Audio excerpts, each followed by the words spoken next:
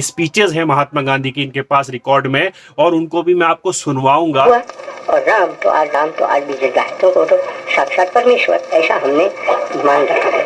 तो जो राम की ओर हमको ले जाता है वो तपश्चर्या, वो सब तो इसका तो विद्याधन हमारा है, वो तो वही है। वो पाने के लिए हमको सत्य और अहिंसा की आराधना करनी चाहिए।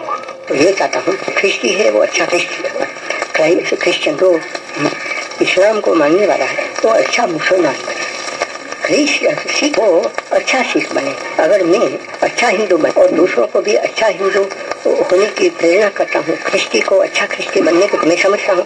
ये लिखा हुआ है ग्रामोफोन की दुनिया। और ग्रामोफोन क्या होता है ये तो आप जानते ही होंगे। साथ ही साथ आज मैं एक ऐसी जगह पर हूं जहां पर ग्रामोफोन के रिकॉर्ड यहां पर हैं 1901 से लेकर, और बहुत ज्यादा यहां पर ग्रामोफोन के रिकॉर्ड मौजूद हैं। और ये राशिद साहब का कलेक्शन है। इन्होंने देखिए किस तरह से अलमारियां लगा रखी है, इन तमाम अलमारियों में ग्रामोफोन के रिकॉर्ड मौजूद हैं। तो मैं आपसे इनकी मुलाकात करवाऊंगा, बताऊंगा, सुनवाऊंगा। साथ ही साथ इनके पास जबरदस्त कलेक्शन ये है कि महात्मा गांधी के 1947 की पीरियड की वो स्पीचेस हैं महात्मा गांधी की इनके पास रिकॉर्ड में, और उनको भी मैं आपको सुनवाऊंगा कि उस वक्त गांधी जी क्या मैसेज देने की कोशिश करते थे, उस वक्त गांधी जी की स्पीचों में क्या खास होता था। वो रिकॉर्ड भी इनके पास मौजूद हैं, वो भी ये सुनवाएंगे। तो इतना जबरदस्त कलेक्शन है, मजा आने वाला है इस वीडियो में। तो सबसे पहले मैं आपकी मुलाकात राशिद भाई से करवा दूं। ये बताइए कि आपके पास जो ग्रामोफोन का कलेक्शन है उसमें क्या क्या खास है आपके पास? मेरे पास हर लैंग्वेज के रिकॉर्ड हैं, बंगाली, पंजाबी और इंग्लिश और हिंदी और सिंधी, नेपाली और सारे रिकॉर्ड हैं। और मुझे जो भी मुझे अच्छे लगते हैं मैं ले आता हूँ। मैं ये नहीं देखता हूँ कि ये कौन सी लैंग्वेज के रिकॉर्ड हैं, क्योंकि मुझे कलेक्शन करना होता है। कितने पुराने पुराने आपके? पुराने से पुराने 1901 के रिकॉर्ड, 1905 के रिकॉर्ड, और मुझे फिर उनकी खोज भी करना होती है कि ये कौन से सिंगर के रिकॉर्ड हैं। तो मुझे जैसे मेरे अगर उसमें से पहले परंपरा ये होती थी कि उसमें से आवाज़ आती थी, my name is Kalu Qawwal, Janki Bai Allahabad, Anis Khatun Kanpur, या my name is Kalu Qawwal और मोहम्मद हुसैन नगीने वाला। तो इस तरीके से मुझे मोहम्मद हुसैन नगीने वाले की आवाज़, तो मैं नगीना पहुंच गया और मुझे उनको खोजना पड़ा, तो मुझे उसके लिए नगीना जाना पड़ा। तो उसके बाद मुझे पता चला कि ये इनके पोते जो हैं वो बरेली में रहते हैं। तो मैं 2016 में नगीना से बरेली पहुंचा। तो ऐसे खोजते रहते हैं आप लोगों को? जी, मैं इस तरीके से पुराने लोगों को ढूंढता हूं। और कितनी कंट्रीज के आपके पास वो हैं, रिकॉर्ड्स हैं? रिकॉर्ड मेरे पास सारे कंट्रीज के जहाँ के भी मिलते मुझे, जयपुर और सब जगह, दिल्ली। कितने देशों के होंगे? सारे देशों के रिकॉर्ड मुझे, लैंग्वेजों के, बंगाली मुझे समझ में भी नहीं आती, मगर फिर भी मैं विदेशी भी हैं? विदेशी रिकॉर्ड, बंगाली, इंग्लिश, वेस्टर्न जिसे कहते हैं वेस्टर्न रिकॉर्ड, जर्मन के, इसके उसके, जिसमें कनाडी के रिकॉर्ड भी हैं मेरे पास, स्पीच के रिकॉर्ड। पता चला कि ये अमेरिका के राष्ट्रपति के रिकॉर्ड हैं, स्पीच के रिकॉर्ड, तो उनके रिकॉर्ड भी मेरे पास हैं। और गांधी जी के रिकॉर्ड भी हैं मेरे पास स्पीच के। तो इस तरीके से जो भी मुझे रिकॉर्ड मिलते हैं वो मैं ले आता हूँ। जो विदेशी कंट्रीज हैं, विदेशी देश हैं, जी। उनमें कौन कौन से देश के हैं आपके पास? जर्मन हैं और लंदन के रिकॉर्ड भी हैं मेरे पास। लंदन के एक बहुत बड़ी कलेक्शन है मेरे पास। और पंजाबी का रिकॉर्ड बहुत कलेक्शन है, बहुत बड़ा कलेक्शन है। और राजस्थान का एक बहुत बड़ा कलेक्शन है मेरे पास। और गैर फिल्मी, नॉन फिल्म जैसे रिकॉर्ड मेरे पास हैं। टोटल कितने कलेक्शन होंगे आपके पास? 15,000 रिकॉर्ड है मेरे पास। 15,000 वैसे ये 15,000 कम है, क्योंकि सारा कलेक्शन किसी के पास भी नहीं होता है हिंदुस्तान में। और मेरे पास भी सारा कलेक्शन नहीं है, क्योंकि सारा कलेक्शन किसी के पास होता नहीं। फिर भी 15,000 रिकॉर्ड बनाने में कितना टाइम लगा आपको? मैं 1976 से जमा कर रहा हूँ। कितने साल हो गए? 50 साल तो हो गए साहब। 50। और कहाँ कहाँ गए रिकॉर्ड लेने के लिए? मैं हिंदुस्तान में ग्वालियर, राजस्थान और इधर बदायूं, दिल्ली, सब जगह जहाँ जहाँ मुझे जाना हुआ मैं गया, वहाँ से रिकॉर्ड लेकर आया। ग्वालियर, अभी भी करते हैं कलेक्शन? अब भी मुझे जहाँ पता चल जाता है मैं ले आता हूँ वहाँ से। आपका क्या नाम है? मेरा नाम मोहम्मद राशिद शमसी। अभी क्या और करना चाहते हैं इनमें? अब तो सब बस ये एक तरीके से एक हॉबी है, शौक है संगीत का। हालांकि कुछ गाता पाता नहीं हूँ, सिर्फ ये एक 1976 से रिकॉर्ड का शौक है, और ये एक बस इसी को करता रहता हूँ। और बात नहीं है वो ऐसे का तैसा, भाई बहन हो, माता पिता हो, ससुरा हो या काला, बेटा बेटी जो रोजा सब इस कामत वाला, पैसा पैसा पैसा।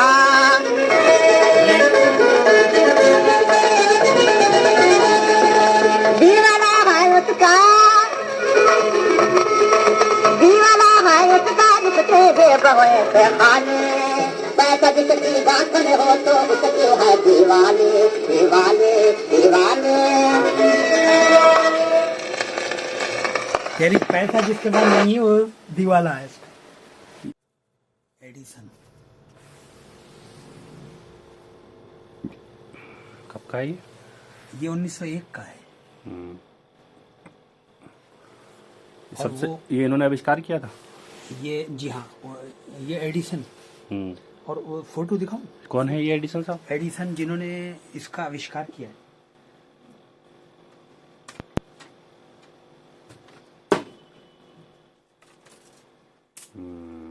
थॉमस एल्वा एडिसन 1947, 11 फरवरी, और 1800 जी 1847 से 1931। तो ये इनका ही ग्रामोफोन है? जी, जी। इनका बनाया हुआ है, इनका गाया हुआ है? इनका बनाया हुआ है। इसमें इसकी आवाज है, और ये फोटो भी इन्हीं का है। कहाँ से मिला आपको ये? मुझे गजरौले से, अच्छा गजरौले से दिया। इनके पास 4 रिकॉर्ड हैं ये। और मैं- अच्छा, एक दे दिया उन्होंने? एक दे दिया। इसका वैसे ग्रामोफोन अलग होता है? जी जी, मैं इसके और वो दिखाऊं डिब्बे। दरअसल टूट गई, ये टूट गई। ये बाकी टूटे हुए हैं? टूट गए। ये ठीक है। जी जी, बहुत नाजुक है ये, इसलिए साबुत जो है ये कोलंबिया का है, कोलंबिया। मगर रखने का तो है ना, हाँ, मिलेगा नहीं। एंटीक है। एंटिक में है सब।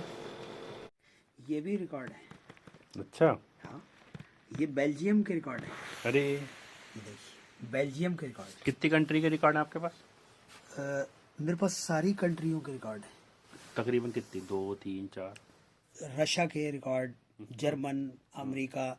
मेरे पास स्पीच के रिकॉर्ड भी हैं, जो कि अमेरिका के प्रेसिडेंट के रिकॉर्ड भी हैं। अच्छा, और गांधी जी के रिकॉर्ड भी हैं मेरे पास, और जवाहरलाल नेहरू के रिकॉर्ड भी हैं मेरे पास। और ये देखिए, ये रिकॉर्ड क्यों आ रहा है? गुरु अर्जुन देव की वाणी तो सुनाई, ठीक है, होनी चाहिए, लेकिन जो दशम गुरु साहब हो गए, गुरु गोविंद सिंह, उन्होंने अगर कोई तब्दीली कर, उसका क्या कहो? वो तो जो पूछने वाले वो तो मेरे जैसे अनपढ़ होंगे, मिटा होंगे, क्योंकि मुझको तो जो इतिहास सिखाया जाए उनमें वो कैसा जाएगा, तो यही समझा था।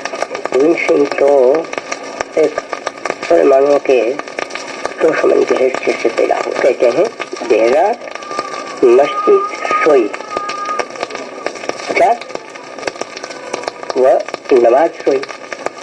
ऐसा नहीं है कि एक ब्राह्मण पूजा करता है तो एक कोई दूसरा भगवान को पूजता है और मुसलमान नमाज पढ़ता है, तो कहते हैं कि दोनों एक ही चीज है। मानस सब है एक, पीछे दूसरी लाइन है, उसमें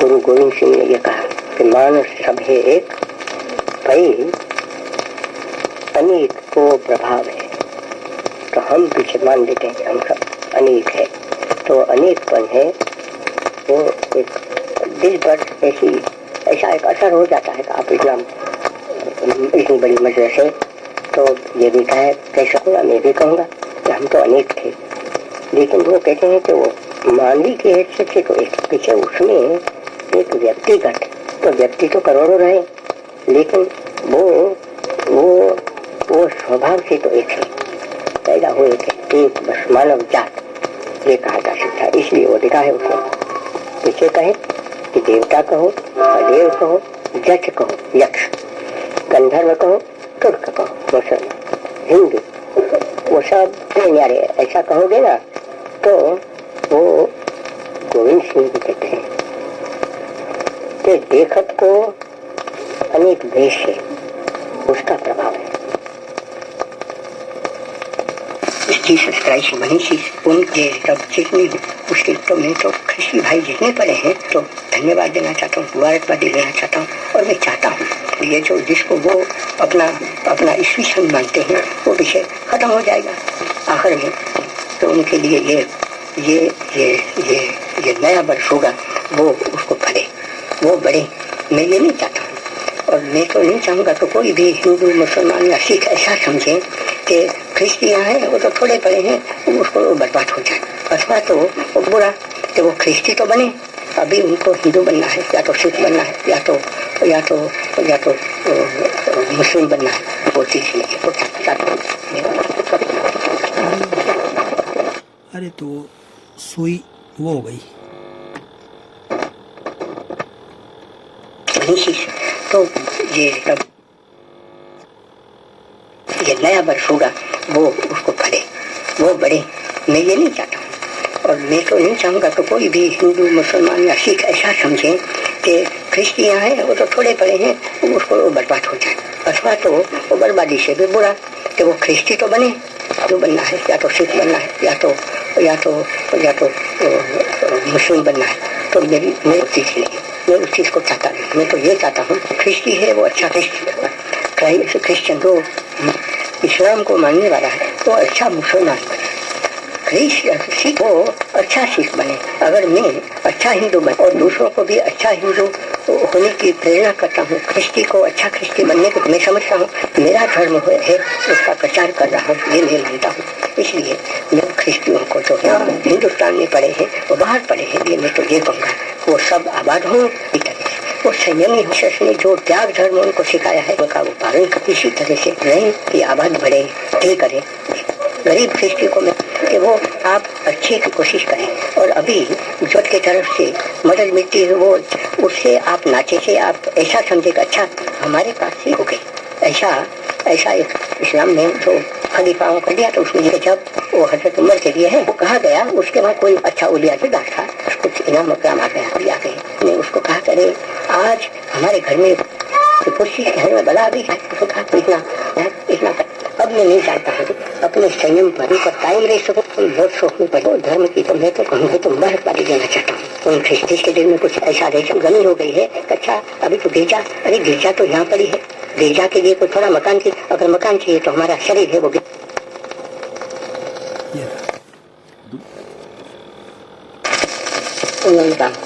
तो वो तो के लिए तो उसकी इच्छा, देश कहते तो ऐसा वासी है, इसका देश नहीं है, जिस वक्त उन्होंने वो तो 15 हो गए, उस वक्त उठा शोक रहा, आह रहा, लोभ रहा, मद रहा, मत्सर रहा, सब जो 6 हमारे दुश्मन माने गए सब आ जाते हैं, वो सब मौजूद थे, उसलिए जो पीछे वो पड़ी हुई, तो ये सब चीजें उस वक्त भी तभी भरी थी, तो उसका मतलब ये हुआ था, तो ये है कि ऐसा देश को बने, तो उसमें पीछे दूसरा है कि वो तो ये भी तो देश है ना, उसको तो कहा भगवद गीता कुरुक्षेत्र कहा, उसको धर्म क्षेत्र भी कहा, उसने भी कहा। तो कल हमने सुना कि वो मन मंदिर की बात हुई, क्यों हुआ, अगर वो मन मंदिर में है स्वेच्छा तो पीछे वो कुरु का धाम हो जाता है, कुरु तो कितने अंधे पिता, उसके पीछे 100 तो बहुत पीछे हो गए ना, वो कुरुक्षेत्र। लेकिन धर्म क्षेत्र वो तो युधिष्ठिर बना, तो युधिष्ठिर उसका तो नाम ही धर्म राजा बना, तो ऐसा ये जो हमारा देश है, उस देश में वो कहता है कि वो देश हमारा ऐसा है कि जिसमें आह नहीं है, क्षोभ नहीं है, वो तो हम सब कर सकते हैं। इस तरह से वो शर्त भी उसने बताई है ना, तो वो कहता है कि हमारा देश तो कौन सा है कि जिसमें भगवान भरा है। ये आखिर में जो बताया उसने, तो उसे उसका नाम स्वदेश भी कहा, स्वराज भी कहा और ठीक कहा उसने। हमारे हम अपना स्वराज पा लेते हैं और ऐसे बहुत आदमी बन जाते, पीछे हिंदुस्तान ऐसा देश बन जाएगा कि जिस जगह पे न आह होगी न शोक होगा। लेकिन जब तक हम काफी लोग ऐसे नहीं बनते हैं तब हिंदुस्तान जैसा है ऐसा है। और जैसा आज कंगाल है ऐसा तो हिंदुस्तान कभी मैंने तो पाया नहीं। और इतिहास पढ़ा थोड़ा थोड़ा बचपन से पढ़ा, तो उसमें तो ऐसा नहीं बताया था कि जैसा आज हम हैं। तो उस चीज को मिटाने के लिए जो आज है उसको, तो उसमें वो जो भजन है उसमें बता देता है कि हम तो ऐसे बने, एक तो बने, दो तो बने, और ऐसे सब मन मंदिर में वो बन जाते हैं और उसमें हम किसी भगवान की प्रतिष्ठा करते हैं तो हमारे लिए सब खेल हो जाता है। उसकी जड़ वो शक्तिशाली नहीं है। आज भले कोई उस चीज को माने या न माने, तो यकीन है कि आदमी कितना और बड़ा विद्वान जितने प्रमाणित दोहन वो कर ले, भले संस्कृत का अभ्यास करे, अरबी फारसी जो कोई भी विद्या है मानी जाती है, उस विद्या को वो छोड़ते ही नहीं है। यहाँ तक तो उन्होंने कर लिया, लेकिन जी विद्या है और तो ये है कि विद्या उसका नाम है जिसको पढ़ने से, जिसके मुद्रण करने से मुक्ति मिलती है। तो मुक्ति तो जितनी लोगों को बंधन वस्तु है उसमें से मुक्त हो। किसी जालिम के हाथ में हम आ गए हैं तो वहां से भी मुक्ति, किसी जालिम तो वहां छोटा अहिंसा में नहीं है, उससे वो विद्या ही नहीं, पीछे कहाँ भी पड़े। और ऐसे दृष्टांत तो हमारे पास बहुत पड़े हैं कि बहुत विद्वान तो बन गए लेकिन उनकी विद्या उन्होंने राक्षसी प्रवृत्ति में चला दी, तो वो निकम्मी बात हो जाती है। प्रसिद्ध दृष्टांत तो हमारे पास राम रावण का है कि रावण भी बड़ा विद्वान था, वो कोई छोटा विद्वान नहीं था, बड़ा विद्याभ्यास किया था, तपश्चर्या भी की थी, सब कुछ किया था, लेकिन वो सब की सब उनकी प्रवृत्ति थी वो राक्षसी, और उस प्रवृत्ति को बढ़ाने के लिए उसलिए उसका क्षय हुआ। और राम तो आज भी जिंदा है, तो साक्षात परमेश्वर ऐसा हमने मान रखा है। तो जो राम की ओर हमको ले जाता है वो तपश्चर्या वो सब, तो इसका तो विद्याधन हमारा है, वो तो वही है। वो पाने के लिए हमको सत्य और अहिंसा की आराधना करनी चाहिए। काशी के हिंदू मुसलमान वो आपस में बने, मैंने पहले तो मान रखा है अहिंसा से हम है, लेकिन ईश्वर है इसलिए वो क्यों लूढ़िया पंगु है जो ना, उनसे अहिंसा चल नहीं सकती। कन्या हो बच्चा भी है और सामने खड़ा रह सकता है, जैसे प्रहलाद वास्तव वो कहा है, वो तो एक दृष्टांत रूप है। प्रहलाद हो गया कि नहीं जानते भी नहीं है, लेकिन मेरे लिए तो वो ऐतिहासिक से भी अधिक है, क्यों कि वो चीज को मैं मानने वाला हूँ। तो वो तो बालक था, लेकिन उसने वो अपना दैत्य गुरु था, राक्षस गुरु था, उसके पास से उसने कहा कि नहीं तो राम का नाम मत ले। तो उसने कहा कि मैं तो मेरी पार्टी में दूसरी चीज आप देखने वाले नहीं, जब आप कुछ भी मुझको सिखाएं, लेकिन मेरे नाम से तो मेरे कर्म से राम का ही नाम दूसरा में देखता नहीं, तो मैं क्या करूं। तो वो ऐसा था, लेकिन वो शेर था और उसका तो पिता और सब सारा राक्षस उसको मारने के लिए तैयार हो गए, लेकिन वो तो अपने काम पर खड़ा ही रहा। ये प्रहलाद आख्यान है, हम समझते हैं, और मैं तो मानता हूँ मेरे सामने तो वो प्रहलाद, वो 12 वर्ष का लड़का आज भी खड़ा है, इस तरह से समझो, क्योंकि ऐसा मैं श्रद्धा रखने वाला आदमी हूँ। तो वो तो बड़ों की श्रद्धा अहिंसा हो गई, अहिंसा तो हुई बालक की, तो इसलिए वो पंगु नहीं शरीर के, लेकिन जिसका आत्मा से जो पंगु है, लूला है, गूंगा है, अंधा है, वो सब अहिंसा उनसे चल ही नहीं सकती है। जब तक उनको दिल में प्रकाश नहीं हो गया है तब तक वो अहिंसा समझ नहीं सकता है। वो हमने नहीं समझे, हमने नाम दिया अहिंसा का, वो बात सच्ची है। तो नाम से भी कितना काम हम निकाल देते हैं, उसका दृष्टांत कोई कहीं तो है। तो मैंने तो कहा कि वो अंग्रेजों ने जिसको पैसिव रेजिस्टेंस कहा वो था कि उसको ऐसा कहो, पैसिव के माने मंद विरोध हमारा था। तो मंद विरोध के तो मान ये हो गया ना कि हम मारेंगे नहीं। इसका मतलब ये नहीं कि हम मारना चाहते नहीं, दिल तो चाहता है कि मारे, लेकिन हमारे पास वो ताकत नहीं है, इसलिए तो कम ताकत हम रहे, नामर्द रहे, अंधे रहे, गूंगे रहे, इसलिए उसको मार दिया। उसका नतीजा भी ये आया कि उन्होंने देख लिया कि वो लोग तो हमको मारते ही नहीं है, और मारे कोई किसी को तो मारा वो दूसरी बात है, लेकिन जो करोड़ों लोगों ने हिस्सा दिया उन्होंने ये नहीं काम किया। उसका नतीजा तो आया तो सही कि आज़ादी तो मिली, लेकिन वो दूरी आज़ादी मिली, क्योंकि हमारी सच्ची अहिंसा नहीं थी।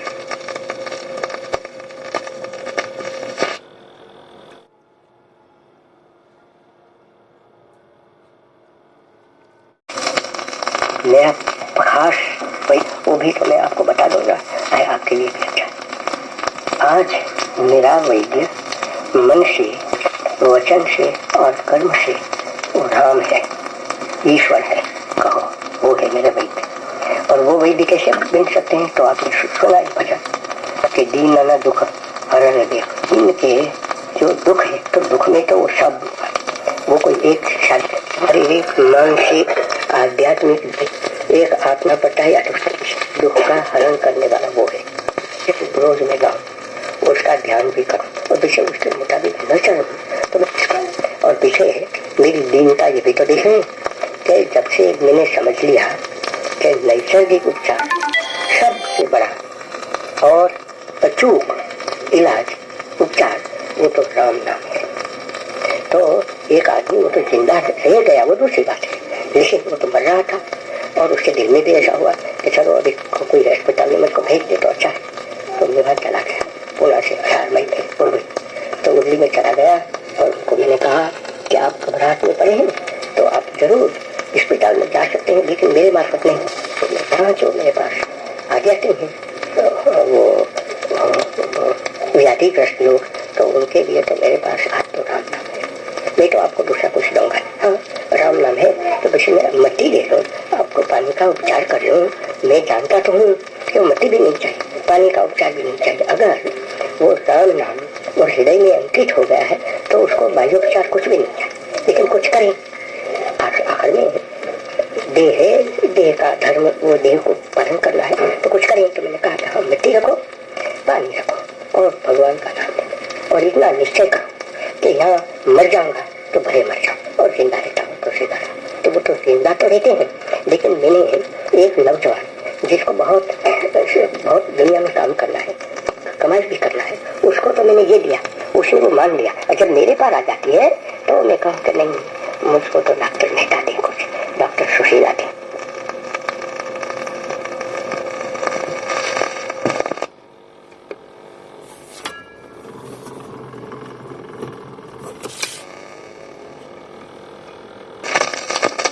उससे भी अच्छा नहीं होता कि चलो यहाँ बड़े वैद्य कौन है, हकीम कौन है, और ये वैद्य कौन है, और मैं घनश्याम दास जी को कह दूँ तो सबको मेरे सामने भाषा करूँ, क्यों कि अभी तो मुझको नहीं पहचे, उसको बढ़कर जाती है। ये मैं करूँ तो वैसे राम नाम का दावा क्या करना था, 2 घोड़ों पर तो कोई सवारी नहीं कर सकता है, या तो मुझको राम नाम वही मेरा तारणहार हो जाए तो उस पर क्या मिलेगा, उससे तरे तो तरे, मरे तो मरे।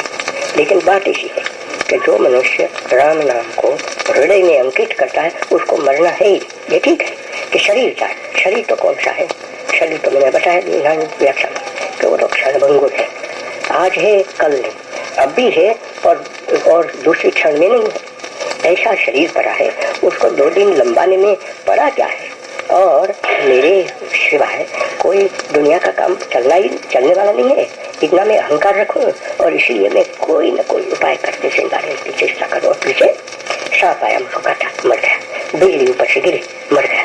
जो मकान है और मकान भूकंप से मकान सब ढह गए, तो मेरा क्या होगा। आज मैंने कुछ दवाई ले ली, अच्छा हो गया, और पीछे मर जाता। ऐसा जो देह पड़ा है कि जिसका कोई विश्वास नहीं हो सकता है, उस पर भरोसा रखकर पीछे जिंदा रहने की कोशिश करना, वो मैं करना नहीं चाहता। आखिर में मैं तो एक दीन आदमी हूँ, और मैं बहुत बीमार पड़ जाऊँ, और पीछे मुझको हाय लगे, तो मैं कोई किसी को धोखा देने के लिए तो नहीं कुछ कर सकता हूँ, जो मेरे दिल में है वही कर सकता हूँ।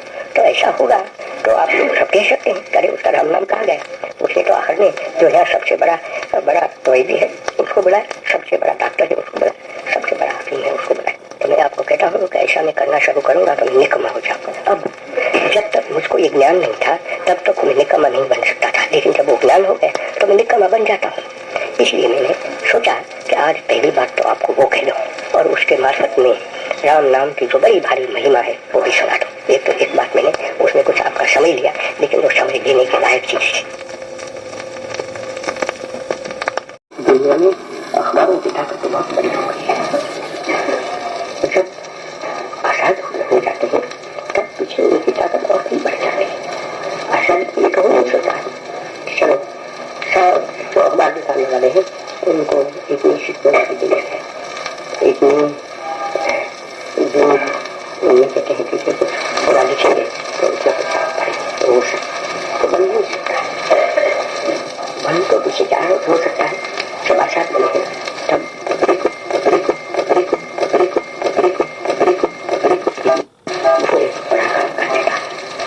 चाहे मत कोई अखबार मेरी गंदी बात लिखता है या तो झूठी बात लिखता है, दूसरों को उकटाने की बात लिखता है, तो लिखता है या तो हुकूमत उसको बंद करे, हुकूमत उस पर कानून लगाए, कानून से काम करो, कोर्ट में चले जाओ, हो होता है, आवाज होता है और वो खुश होता है। अखबार में इसलिए कि चलो अभी हमको जाहिरात मिल जाती है क्या हम कैसे, तो उसमें से तो पीछे उनका काम बढ़ता जाता है। तो हुकूमत ऐसा भी नहीं कर सकती, तो हुकूमत बिचारी बन जाती है आजादी की समझ। वो जमाना अंग्रेजों का दूसरा था, तो उसमें क्या बड़ी है। तिलक महाराज के साथ में उसको पकड़कर उसको 6 वर्ष की सजा दी थी, तो उसको कुछ किया था नहीं, तो उसको लिखना था, वो लिखा तो उसका मन जो निकालना था वो निकला और उसको 6 वर्ष की सजा मिली। और कहाँ चली मैंने उनको देना पड़ा और सजा करीब पूरी की, ऐसा मेरा ख्याल है। तो इस तरह से भक्तों को जाना पड़ा, उसको 6 वर्ष की सजा हो गई थी, रहा नहीं वो दूसरी बात है, लेकिन कोई क्यों नहीं जाना लिखा, कोई बुरा नहीं लगता, लेकिन बुरा लगा तो कर सकते। आज आजादी के समय में ऐसा तो हो नहीं सकता, इस तरह से किसी को जेल में नहीं भेज सकते, और भेजे तो लोग मत सहन नहीं करें, तब उसके बदले में होना चाहिए, होना नहीं चाहिए। एक तो अखबार रविश है, एडिटर अखबारों के मालिक है, उन्हीं को सच्चे बनना है और लोगों के सेवक बनना है। तो एक भी चीज अखबार झूठी तो आनी नहीं चाहिए, लेकिन लोगों को उकताने वाली नहीं होनी चाहिए। और हुई तो जो उस अखबार को देखे और उसको खरीदे, कोई उसका लेंगे बस देखे तो ठीक, उसमें क्या, तो वो कोर्ट से भी बड़ा काम होता है, और पीछे वो अखबार वाला है वो भूल जाए तो मैं ऐसा अखबार नहीं करता। इस जगह पे लोगों को ऐसी गंदी चीज नहीं पढ़ने की आदत हो गई। अखबार की चौकी हुकूमत नहीं कर सके, एक हद तक तो करें लेकिन बन नहीं सकते, तो चौकी तो आपको करनी चाहिए, उसको करनी चाहिए। सबको हम अपना हृदय को साफ करें, गंदी चीज को पसंद न करें, गंदी चीज से वो छोड़ दें।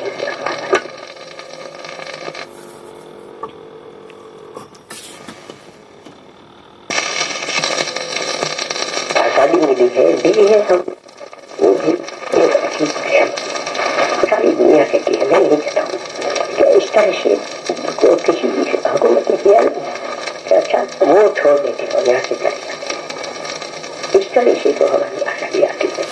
उसमें हमारे पास मिलिट्री है, पुलिस है, तो मिलिट्री और पुलिस भी हमारी ऐसी होनी चाहिए कि जो रिश्वत में अपनी जेब भरने के लिए कर चली, जितना दरमाया उनको मिला उससे वो सब कुछ अरे वो घर में नहीं रह सकते, उनको हमेशा बिरयानी पुलाव नहीं मिल सकता, वो जिलेबी नहीं मिल सकती, मिठाइयाँ नहीं मिल सकती, एक सूखी रोटी मिल गई, नमक मिला तो आपको थोड़ा मटर मिल गया तो खाकर पेट भर लेता है। वो तो सिपाही हो सकता है, मिलिट्री हो सकती है, लेकिन वो समझे कि हाँ वो हुकूमत में दूसरे आदमी है, उनका लड़का है, वो तो मदरसा में जाता है, कॉलेज में जाता है, उनके लिए तो मोटर लेके 4 चीज दे देते, तो मेरे लड़कों को भी कैसा क्यों, तो पीछे वो विश्व मिलता है, तो प्रजा को खा जाता है, प्रजा का वो सेवक। इस कारण से कहते हैं उनको, भले वो उसको रूखा सूखा रंग का टुकड़ा दे मिल गया तो भी वो राशियों को लेता, और राशियों को लेता है और पीछे क्या करेगा कि हाँ मैं हिंदू हूँ इसलिए मुसलमान को मारे, मैं हिंदू हूँ इसलिए तुम मुसलमानों को मार देंगे। मुसलमान बदमाशी करे तो उसको मैं पकड़ लूंगा, वो दूसरी बात है। लेकिन जो बेगुनाह आती है लेकिन मुसलमान को है और दूसरे मुसलमान बिल्कुल बदमाश, उससे ये मुसलमान को क्यों न मारे। कोई भी हिंदू करता है तो उसको भी दोनों का रोकना परम धर्म हो जाता है।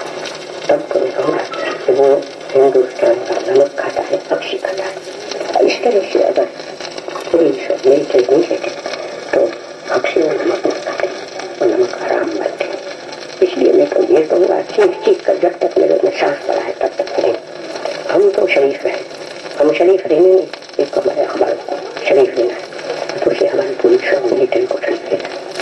दो चीज अगर नहीं रहती है तो हम हुकूमत चला नहीं सकते और पीछे हम बेहाल हो जाएंगे और ऐसे बेहाल हो जाएंगे कि जिससे पीछे रहे वो देखने के लिए पड़े ही ना, वो रोने वाले हैं और कहने वाले हैं। तो गांधी तो चला गया लेकिन वो तो समझदार आदमी था, उसने हमको समझाया, बार बार कहा, हमने उसकी एक सीधी सादी बात की वो नहीं मानी।